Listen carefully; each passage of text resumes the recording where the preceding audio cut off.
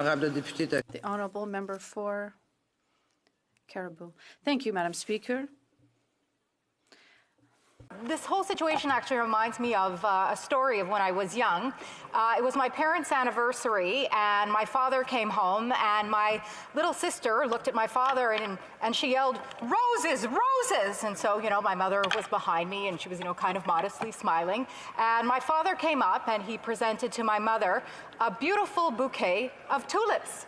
And so, my mother was a little disappointed. She had wanted roses, but she had received these tulips. And so in this moment, she decided, I believe, similar to this agreement, that it was good enough. Because, I think we've had a big debate within our caucus. This is not a great deal, as the previous speaker indicated. We've lost a lot here, and why is that? Well, let's take a look for a moment. There was a certain memo written by a prime minister, as published in the National Post, which indicated three reasons why.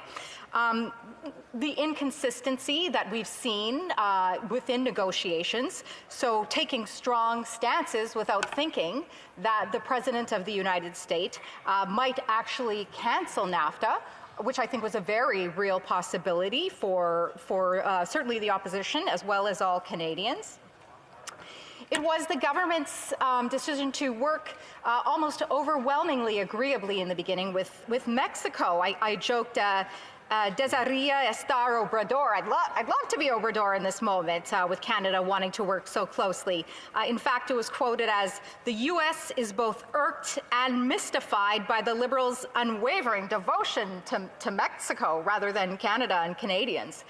So that's the second part. And then the third, of course, it was a criticism of the Liberals for pursuing their progressive trade policies in these talks. And that did they really think that somehow they would force the Trump administration into enacting their entire agenda on union power, climate change, Aboriginal claims, gender issues? While the Canadian government was doing that, the Americans were laying down their real demands, and we did get outmaneuvered, outnegotiated, as my previous colleague mentioned. But then let's look at the actual things which we lost, which my colleague also touched upon, and I will remind again, aluminum, we weren't afforded the same provisions as steel. Dairy, 3.6% of the Canadian market opened up to imports. The Accord now dictates specific thresholds for Canadian exports of milk protein concentrates, skim milk powder, and infant formula. And if the export thresholds exceeded, Canada adds duties to the exports in excess to make them even more expensive. As well, within dairy, we've seen milk classes 6 and 7 eliminated. Now as well, the temporary entry for business persons, it hasn't been updated to reflect the new world, the new economy. As someone who studied in the States, I certainly have an appreciation for the J1 visa, and then of course going on to the HB1. And as my colleague recognized, Buy America was absolutely not addressed, another way in which we were outmaneuvered. And of course, finally, auto rules of origin, those were ignored. And I will add as well forestry, which my colleague expanded on quite significantly. The softwood lumber dispute not even addressed, Madam Speaker, during the negotiations. And I think that this quote actually says it very well. The United States measured this deal by what they gained. Our Deputy Prime Minister is measuring it by what she didn't give up. Not good enough at all. However, certainly we feel within the second reading that we had a duty to support this on behalf of Canadians, that perhaps this certainly would be better, Canadians would be better with it than without it, but certainly even the commentary around it is very lukewarm. We look at the commentary from the Canadian Chamber of Commerce.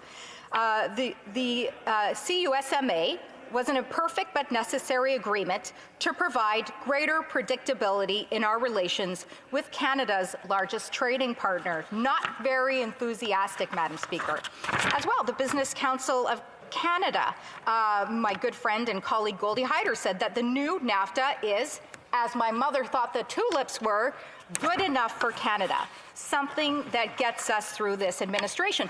I'll now refer to the Deputy Prime Minister's letter to Canadians. We faced a series of unprecedented trade actions from the United States. It was a protectionist barrage unlike Canada has ever faced before. Oh, I wonder why that is. The national consensus is remarkable. Yeah, that this deal is okay.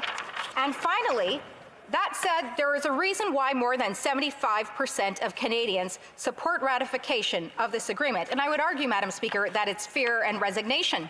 So who are the winners? Well, as my previous colleague mentioned, President Trump. This is clearly a win for the president. He got a legitimate, comprehensive deal done with 2 foreign countries and Democrats who, by the way, are trying to impeach him.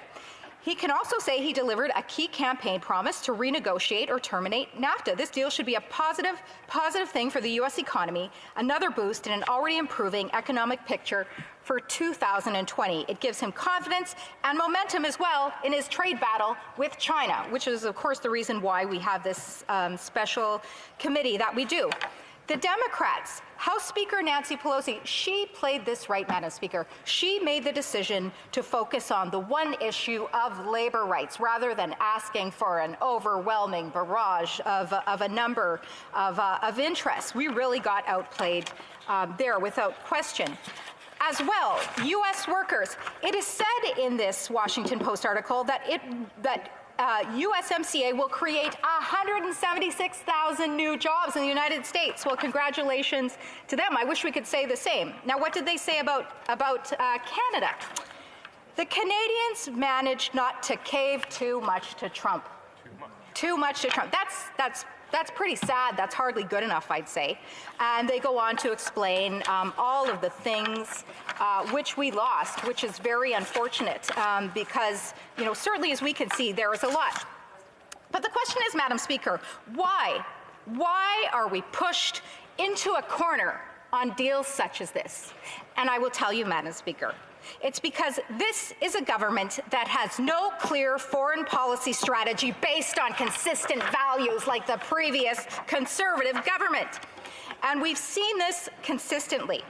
We have absolutely seen this consistently.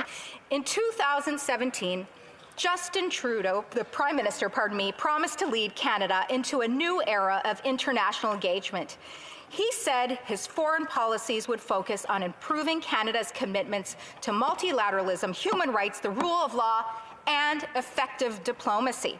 But when it comes to foreign policy, this Liberal government has fumbled every single step of the way. They've conducted their foreign affairs, including this trade agreement, with style over substance. We could go on and on, Madam Speaker. The Prime Minister's disastrous trip to India, the concessions he certainly made here, his government's inability to bring home 2 Canadians arbitrarily detained in China, all of this has done everything to damage Canada's reputation on the world stage and our relationship with trade partners. Rather than following proven approaches to diplomacy, the Prime Minister has chosen to rely on social media, and this has absolutely hurt Canada. The Deputy Prime Minister has also done this. She irresponsibly tweeted about civil society and the imprisonment of women's rights activists in Saudi Arabia. And of course, Saudi Arabia responded by freezing all of its investment in Canada and expelling our ambassador. And as a result there, Canada was left with zero ability to influence Saudi Arabia on human rights. So the Prime Minister has failed to deliver the new era in Canadian international engagement that he promised. And Canada's inaction and lack of strategy when it comes to major players has allowed these countries to expand their spheres of influence around the globe. And make no mistake, Madam President, others were watching, including Donald Trump. So the fact is, being a good ally and contributor on the world stage requires more than just talk, and strength and confidence are respected.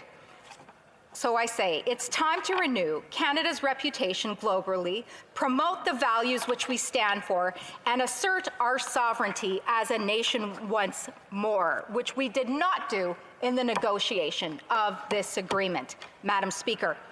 Madam Speaker, Canadians deserve better than good enough.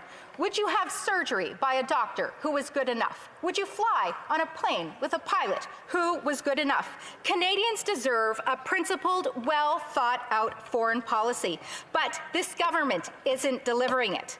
But we care about the Canadian people, Madam Speaker, the dairy worker, the auto worker, the rig worker, and their families. And this is why we have supported it in second reading and are bringing it to committee. But I will finish, Madame la Présidente, by saying Canadians deserve better than good enough. Thank you. Questions and commentaires. Questions and comments?